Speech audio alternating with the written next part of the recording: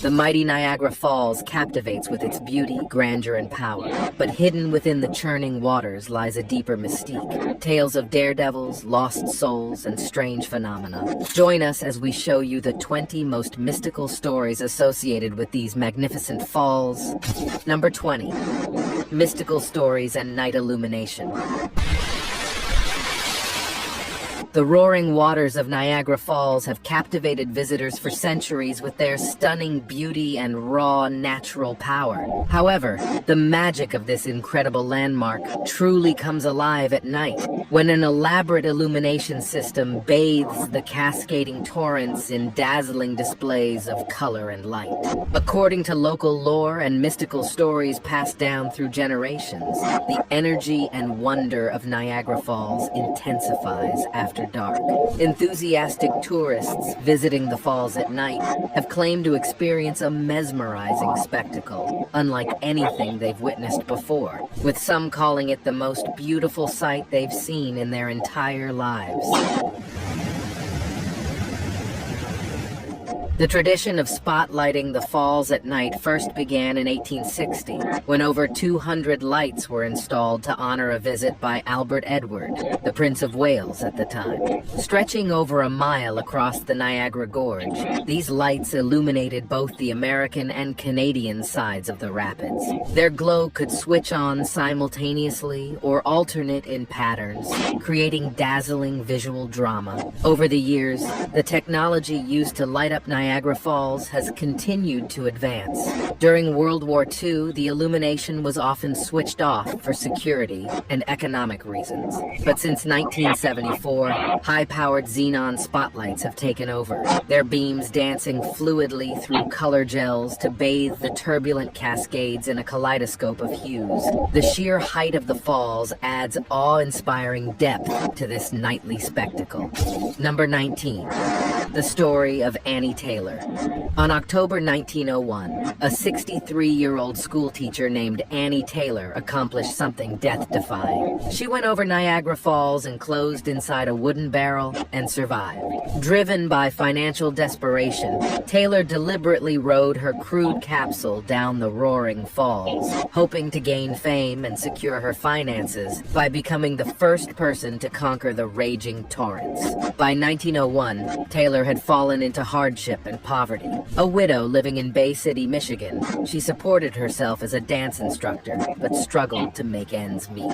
Inspired by hearing stories of the lucrative publicity stunts performed by Niagara Falls daredevils, she decided to stake her survival on her sensational cascade ride. On October 24th, Taylor's 63rd birthday, she climbed into an old oak pickle barrel 5 feet high and 3 feet wide, padded inside with a mattress for protection. With a small oxygen supply, a bottle of water, and a lantern, she was towed by motorboat into the upper Niagara River and cut loose. Carried by the surging rapids, the barrel tumbled towards and over the edge of Horseshoe Falls on the Canadian side of the border. After a harrowing plunge of over 170 feet, Taylor emerged from the barrel relatively unscathed onto the rocks below the falls. The mighty torrents mangled the barrel significantly, but she was rescued from the basin with only minor bruises and a small cut on her head, left with her fame and her life fully intact. Number 18. Dried up Niagara Fall. Through peculiar quirks of fate, the relentless waves of Niagara have rarely but memorably gone silent. During an ice jam winter in 1848 and an Army Corps of Engineers initiative in 1969, the spectacle of North America's mightiest waterfall suddenly silenced and reverberated worldwide. In March 1848, after a bitterly frigid winter spawned thick shelf ice accumulating around Niagara's rim, an abrupt mid-month warming trend broke enormous chunks loose to come smashing together into a dense frozen dam, obstructing the narrows above Goat Island. With melting slowed, this formidable ice barricade blocked all water flow to the American Falls and Bridal Veil Falls for over 35 hours straight, before finally disintegrating. Then, on June 1969, the U.S. Army Corps of Engineers urgently approved an unorthodox scheme to temporarily turn off the American side of Horseshoe Falls. Fearing collapse from relentless rock falls along that segment, engineers constructed cofferdams, diverting all water to the Canadian Horseshoe side instead, leaving the American Channel dry for study and stabilization of the crumbling talus slope underneath. Lasting nearly half a year through November, this intentional waterfall stoppage let geologists extensively reinforce and rebuild endangered structures around the American Falls' now exposed foundations. Number 17. The tightrope walking feats. During the breathless era when daredevils regularly cheated death at Niagara Falls, an ambitious acrobat named Steve Peer earned special fame and ultimately doom through his exceptional feats walking over the raging abyss on slender wires. Though Peer dazzled spectators, he perished attempting an unprecedented rope crossing directly over the fall's widest point, cementing his legend. Born in Stamford, Ontario in 1840, Peer trained for years to emulate famous French tightrope walker Charles Blondin's stunts treading perilous lines over Niagara's cauldrons. Courage evolving into obsession, Peer honed his balance and fearlessness tirelessly before his inaugural waterfall tightrope performance occurred on June 27, 1887, on a cable strung from the Whirlpool Bridge to the mainland. Delighting crowds, he crossed hand over hand while dangling by one knee at times, heightening the suspense. Intoxicated by his surge of celebrity after this and equally daring subsequent skywalks, Peer yearned to eclipse Blondin's legacy with an even more audacious feat, traversing from the Lower Arch Bridge on the American side completely over to Canada's Clifton Hill, while battling the fall's full-strength midpoint winds. But on a bitterly cold night that same year, heavy drinking to numb his nerves tragically impacted the daredevil's coordination. Wobbling steps onto the waiting rope soon plunged Peer helplessly down into the cauldron 155 feet below. His remains were never recovered. Number 16. History of the Falls. Although commonly thought of as a single immense cataract, Niagara Falls is actually a multifaceted cluster of 3 separate waterfalls situated along a crescent shape spanning over 8,800 feet wide. The largest and most famous section is the 176-foot-high Horseshoe Falls located furthest west along the Canada-US border. Adjacent to it cascades the American Falls formed by 2 sections, while to its east flows the delicate veil-like cascade of Bridal Veil Falls. All 3 owe their origins to tumultuous glacial forces over 12,000 years ago. As the last ice age concluded, enormous flows of meltwater surged southwards from present-day Ontario, excavating a channel towards a massive escarpment near the site of today's Queenston village. Flowing over this precipice, the tremendous outrush carved a 7-mile gorge that gradually extended across the Niagara Peninsula as various floodgates holding back the Great Lakes opened. Combined, the 3 massive cataracts currently dump around 750,000 gallons of water per second in a thunderous display of nature's might and fluid dynamics,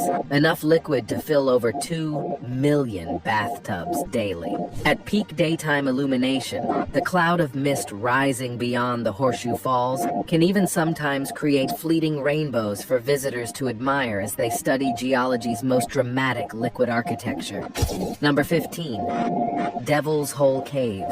Near the thundering torrents of Niagara Falls lurks the foreboding opening of Devil's Hole Cave, shrouded in spine-tingling legends of vengeful spirits within and the strange demise of a famous early explorer they reportedly cursed. This rocky cavern carved behind the Cascades has struck fear into hearts for centuries, with native tales warning of evil beings lying in wait to claim victims who dare to enter. Even maps caution visitors against its ominous energy still perceptible today. As the legend goes, 7th century French explorer René Robert Cavelier de La Salle scoffed at dire warnings from his Seneca guides while charting the region and mockingly strode into Devil's Hole seeking spirits to confront. Immediately within the damp chamber, La Salle was said to have heard a disembodied voice speak his name before demanding he depart the cave that instant and cease all travels westward. Staggering outside, shaken by the experience,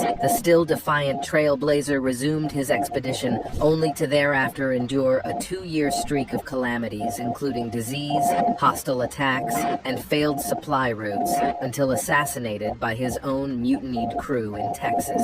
In the centuries since, many have reported experiencing intense sensations of dread while exploring Devil's Hole, and the overpowering scent of decay wafting from its depths. Campers nearby often hear shrieks and an unearthly roar after sunset, likened to the fury of the falls, matched only by the rage of lurking entities who remain territorial over their haunt. For oblivious thrill-seekers who disregard the warnings, countless mishaps, injuries, and even several fatal plunges have reinforced native traditions, shielding Devil's Hole as forbidden ground not to be tread uninvited. Number 14. Cache of coins. Beneath the roaring waters of Niagara Falls lies a mysterious secret. Countless coins hiding within the watery depths, swept through the raging currents over the years, forever buried deep below the falls. A glimpse of this global treasure trove was revealed in 1969, when engineers briefly ceased the iconic waterfall's flow to investigate and reinforce the crumbling rock bed underneath, exposing a fraction of the coins from around the world that have accumulated there over time. As the drained basins emerged, thick layers of shiny coins glinted from the muddy river bottom, catching the curiosity of spectators. Some coins reached back over a century, while others had been tossed into the falls mere days before. All visitors to Niagara Falls soon learn of the tradition promising good fortune and guaranteed return to those who fling a coin into the rapids. And there, at the emptied waterfall's base, was evidence of generation upon generation heeding superstition's call. By the most conservative estimates, over 1 million coins rested scattered across the briefly revealed riverbed, and those only represented the tiniest fraction of the coins likely strewn upon the slopes, hidden beneath the roiling waters. Number 13. Battle with Seneca warriors.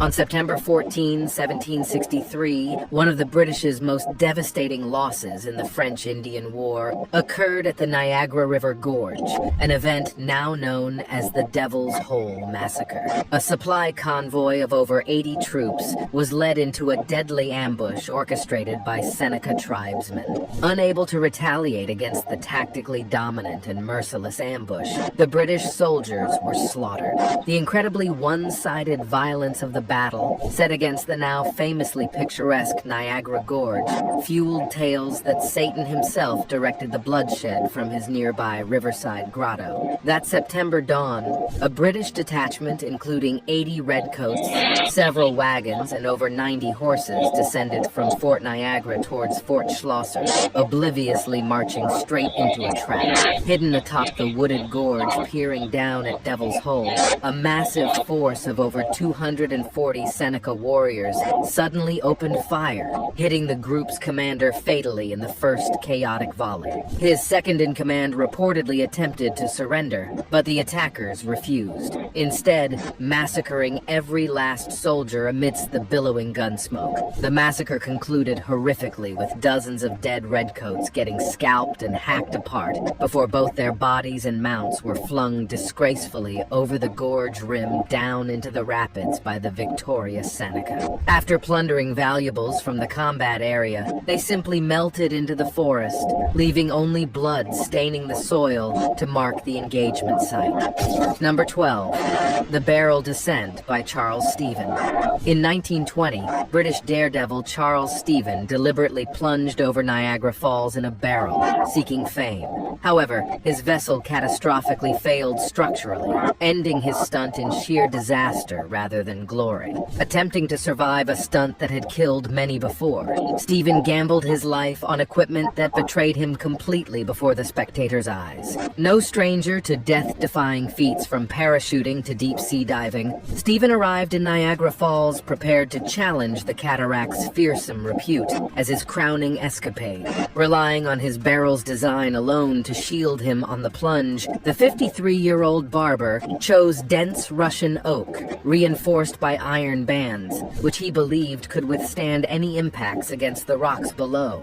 Sealing himself inside feet first on August 5, 1920, Stephen plunged instantly away towards the ravenous Horseshoe Falls. Mere seconds later, the barrel was dashed violently open on massive boulders concealed beneath the waterfall's surface. Helpless inside his shattered capsule, Stephen was last glimpsed raised halfway out of the barrel amidst swirls of foam before disappearing into the raging currents, severed hands still shackled to the vessel wall. Horrified witnesses realized immediately no rescue would be possible. Days later, remnants of Stephen's demolished craft emerged downstream, mangled almost beyond recognition, sans no trace of its now legendary occupant. Number 11. Ghost of Echo Club Building.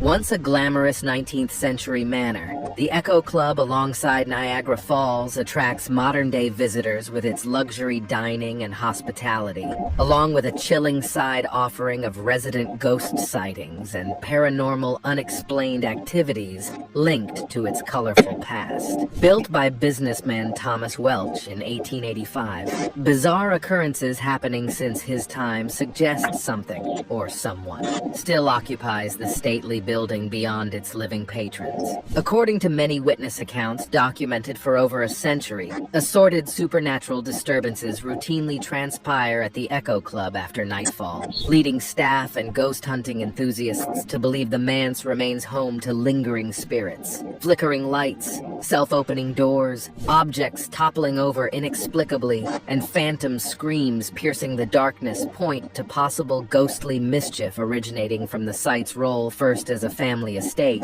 then a funeral parlor before becoming a restaurant. The most compelling stories revolve around an apparition guests have reported glimpsing within Echo Club's red and gold theater room featuring velvet wallpaper and box seating balconies. Witnesses describe spotting a glowing young woman attired in a flowing ivory dress pacing the theater's upper level, who vanishes instantaneously when approached. Her tearful expression and dated garments indicate a lingering persona from the mansion's bustling past, one seemingly unwilling to vacate entirely, even after death. Number 10.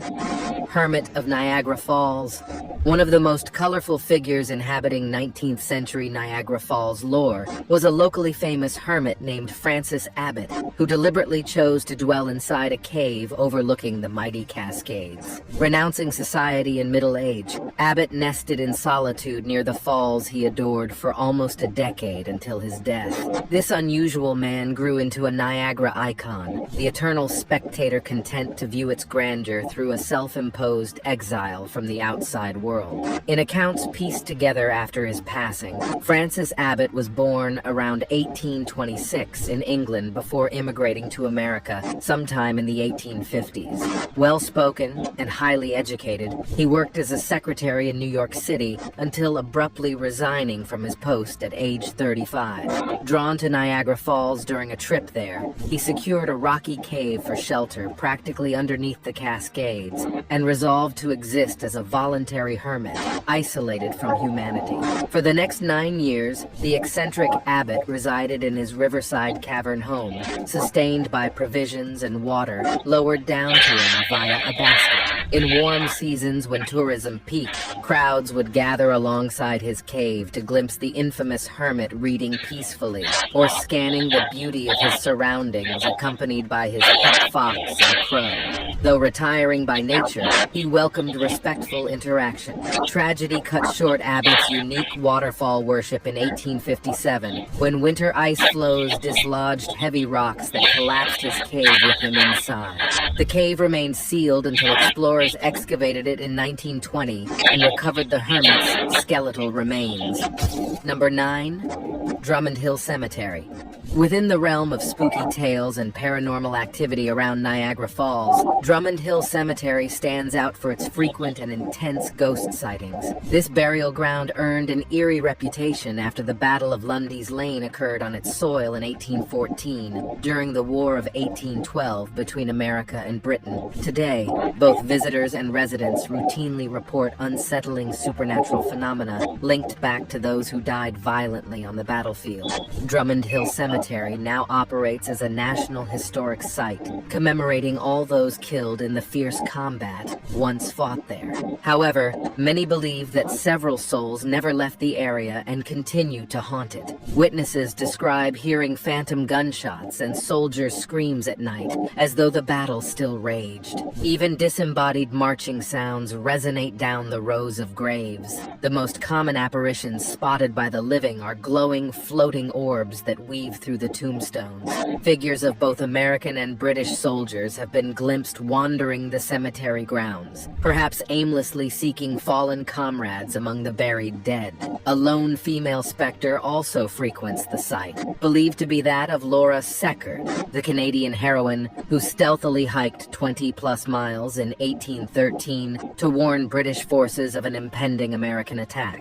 Seckard was later laid to rest in Drummond Hill Cemetery, and tourists often catch her sad figure floating near her grave, dressed in white. The endless turmoil and violence witnessed in the war seem to have left an indelible supernatural stain on this peaceful plot of land. Number 8. Double murder ghost story.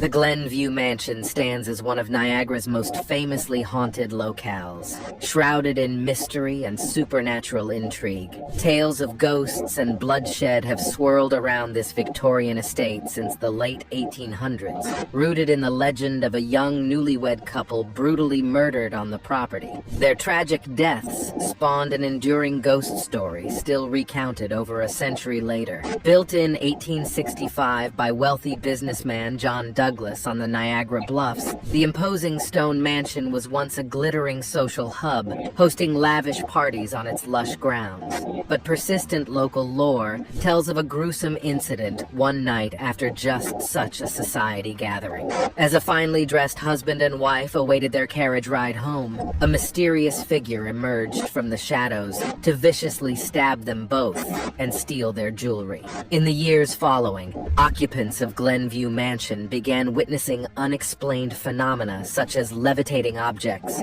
strange footsteps, and most disturbingly, the recurring apparition of a horse-drawn carriage oozing blood from its interior. Over time, these ghostly manifestations became attributed to the supposed murdered newlyweds trying to reveal their deaths. Neighbors claim to occasionally still observe the ghastly carriage pulling up the mansion's drive at night. Its spectral horses and wheels leave no tracks, yet blood trickles vividly down the sides of the cab as its invisible occupants enact an endless cycle of their fatal exit. The true circumstances behind the traumatic demise of the two sweethearts remain unknown, if they existed at all, but their restless spirits seem doomed to reenact it indefinitely. Number 7. The Ghosts of the Red Coach Inn. Suggesting that death itself is no barrier to enjoying amenities of the living, the popular Red Coach Inn near Niagara Falls entertains two permanent ghostly guests, alongside its flesh and blood clientele. Emily and a small unnamed child reputedly haunt the inn, carrying on spiritual echoes of guests who once walked its timbered halls. The most famous phantom affiliated with Red Coach Inn is Emily, widely believed to be the ghost of a young 19th century bride. According to legend, she and her husband stayed in room 2, the luxurious Victoria suite, during their honeymoon in the 1920s. Their marital bliss soon ended in tragedy when the groom falsely accused Emily of cheating. In a violent rage, he beat her to death right there in their suite. Ever since later, visitors to the Victoria suite have awakened to find a woman's cold hand clutching their arm, or caught glimpses of Emily's spectral figure in the mirror silently pleading for help. Guests also routinely report strange sounds coming from inside locked empty rooms, and objects randomly moved when no one could access them. The second infamous ghost of Red Coach Inn is that of a small boy who died in the building's converted 19th century barn during a blaze. Though the fire was extinguished quickly, rescuers found the child's body too late. Subsequently, terrified guests began hearing the eerie cries of a child echoing down the inn's halls, desperately calling for his mother. Number 6. The Ghost Monk. On the campus of Niagara University, Klett Hall Dormitory bears the notorious reputation as one of the most haunted sites in the area, due in part to tales of a ghostly monk still roaming its aged corridors. Built 1860, Klett Hall originally served as a monastery where an unnamed monk died by suicide in 1864, sparking decades of alleged paranormal activity before becoming a student residence hall. According to campus history, the despondent brother inexplicably leaped over the railing from the monastery's top floor one evening, plunging multiple stories down to his grim demise. Not long afterward, occupants began witnessing peculiar incidents within the monastery, such as disembodied chanting echoing late at night and mysterious floating orbs passing through the halls. Even more unsettling reports emerged of a robed, hooded figure spotted drifting up staircases or down passageways before fading from view. Over 50 years passed before lightning struck the monastery in 1916, killing a student in the resulting fire. And despite extensive rebuilding efforts converting the structure into a dormitory later on, accounts of spectral phenomena at Klett Hall persist from both former and current students. Though skeptical observers dismiss the tales as fiction, the belief persists that the ghosts of two past residents still frequent their former abode, unable or unwilling to depart the site of their accidental deaths. Now, it's time for today's subscriber pick. This new terrifying discovery in Niagara River scared scientists. Some parts of Niagara Falls on the American side have been drying up lately. These dried riverbeds have been opening up new spots for researchers to explore and find all kinds of stuff down there. But the weirdest one was when they said they discovered a huge skeleton. The story goes that when the water went down, it uncovered this gigantic skeleton that nobody had seen before. It kind of looked human-like, but way bigger. Folks have been tossing coins off the falls for ages, and some have gotten lucky finding rare artifacts and coins there. But coming across this monster skeleton, that's just odd. Well, have you ever gone to see the falls yourself? Leave your thoughts about it in the comments. Number 5. First hydroelectric plant built at the falls. In the late 19th century, harnessing the tremendous hydraulic power churned up by Niagara Falls' crashing waters, visionary engineers and business-minded partners collaboratively built the world's first large-scale hydroelectric station there. This groundbreaking sustainable energy project overcame immense financial, political, and technical challenges after years of lofty dreams. Ultimately, the fall's raw kinetic energy was converted to electricity, powering lights across the region with the mighty forces of nature. As early as the 1870s, civic planners grasped Niagara's potential to drive turbines and dynamos that could reliably deliver electricity to villages and cities downriver, craving bright, safe public lighting and electrically powered streetcars. But no private companies displayed interest in bankrolling the mammoth facility's construction budget, nearing $1 million, until attorney William Rankine marshaled investors in 1886 behind his ambitious vision. Working tirelessly alongside visionary inventor Thomas Evershed and ace constructor P. Brady, Rankine oversaw crews laboring round-the-clock erecting intakes, pipes, generating equipment, and transmission lines across often treacherous terrain abutting the deafening falls. More than 2 tense years later, on August 26, 1895, water flow was directed into the new plant's trio of 5,000 horsepower turbines, which smoothly launched into operation, driving dynamos that electrified Niagara Falls and nearby Buffalo thereafter, inaugurating the era of harnessing Earth's clean, renewable hydropower. Number 4. Nikola Tesla and Niagara Falls. Following the breakthrough 1895 hydropower system successfully illuminating Niagara Falls, futurist inventor Nikola Tesla facilitated the expansion of its electrical reach far beyond the immediate vicinity by spearheading the implementation of newly patented alternating current technology to transmit the falls-generated power remotely. His innovative vision for flexible, long-distance energy delivery combined with daring financial backing then created the mechanism and precedent enabling widespread rural electrification across America in the coming century. Attracted by the commercial potential of the Mammoth Hydro Station, Tesla offered his expertise at utilizing high-voltage alternating current to reliably push electricity over distances impractical, with Thomas Edison's direct current alternative utilized up to that point. Convinced Tesla's approach could open profitable new markets, industrialist George Westinghouse covered patent costs in hopes of undercutting Edison's monopoly. Partnering with engineers at Niagara Falls Power Company, Tesla meticulously crafted custom dynamos, transformers, and motors to step up traditional 100-volt current to an astounding 20,000 plus volts for efficient long-range conduction. Skeptics feared such extreme voltage posed a mortal risk, but after successful large-scale experiments, Tesla's technology transmitted the world's first megawatt-class hydroelectricity generated from Niagara Falls plummeting cascade, all the way to Buffalo over 20 miles away on November 16, 1896, marking a civilizational leap towards electrification nationwide. Number 3. Seasonal and nightly reductions in water flow.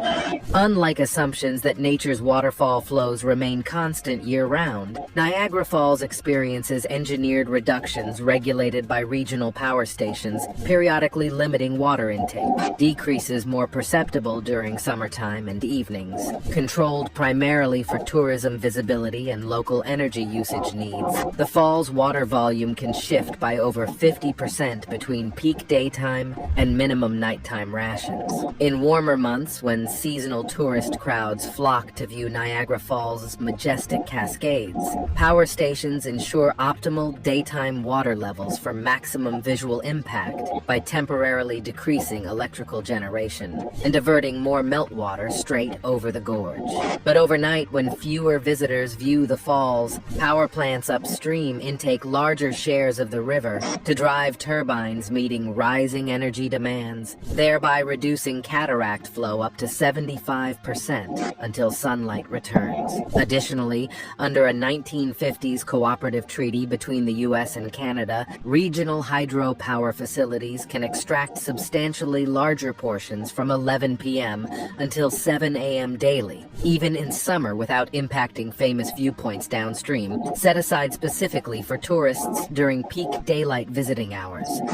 Number 2. The meteorite. This new terrifying discovery in Niagara River scared scientists. Before dawn's light on July 24, 2019, a blazing fireball streaks spectacularly above the silent lake.